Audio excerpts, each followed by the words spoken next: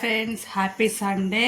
మాకైతే ఈరోజు సట్టి వచ్చి 4వ వారం, అంటే ఫస్ట్ వారం తీసిన, ఇంకా ఇప్పుడైతే తీస్తున్నాను. ఈరోజు ఉపవాసం కాబట్టి నైట్కి అయితే వంట చేయాలి.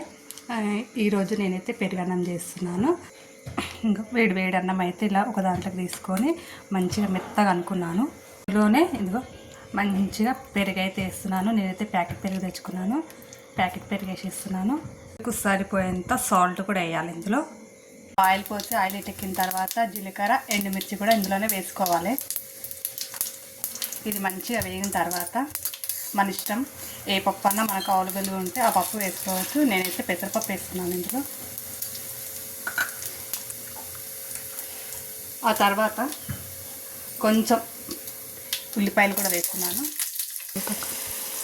ఇందులో ఇలా పోపు చేసుకోవాలి, అంతే. ఇలా మంచిగా మిక్స్ చేసుకోవాలి. ఇలా మీద నుంచి కొంచెం కొత్తిమీర వేసుకోవాలి.